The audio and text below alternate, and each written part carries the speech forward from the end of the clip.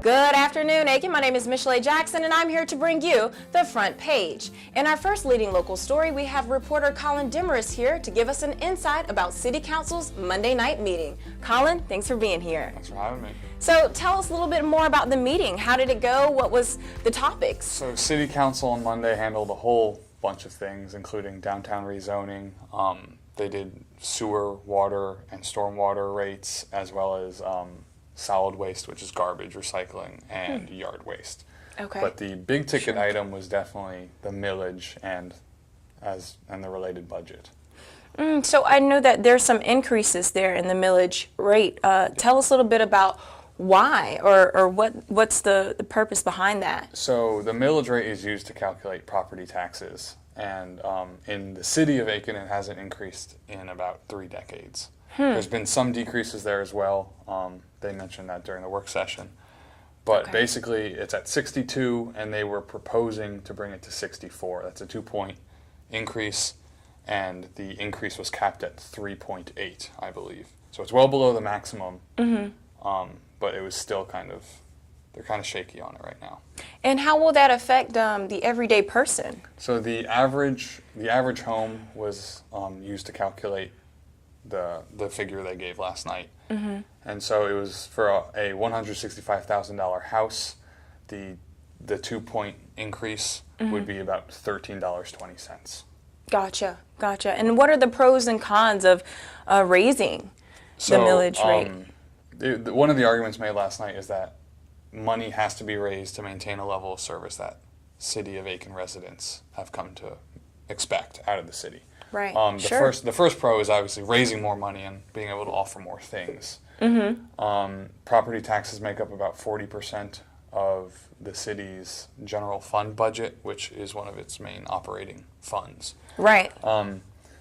So the first obvious con is that you're raising taxes.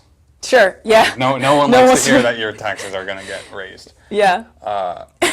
Stuart Beatonbow, the city manager, has said, a millage increase would be big news. That was included in the city council minutes. That's no one likes to hear tax increase. Yes, that's true. Also, the same night, like I said before, they talked about water and sewer rates. They talked about solid waste rates. There was a lot of stuff on the agenda that had to do with money. And I think there was some concern that there might be a little bit of overload there.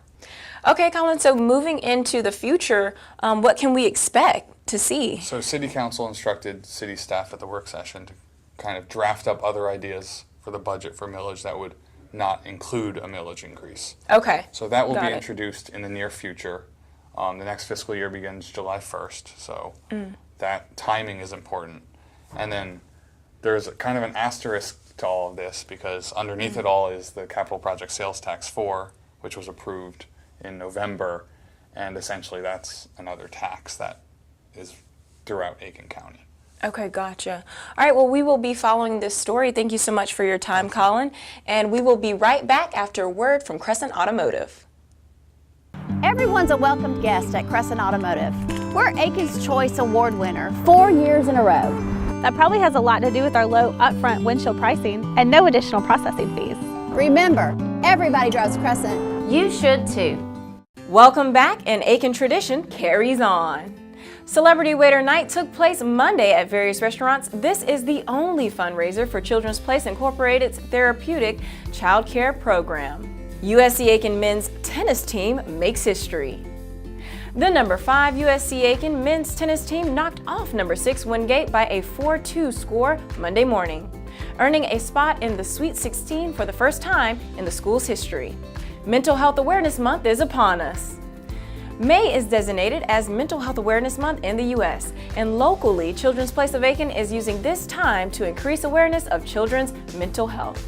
To read more about these stories, please visit aikenstandard.com. I'm your host, Michel'le Jackson, and I will see you Thursday on the front page.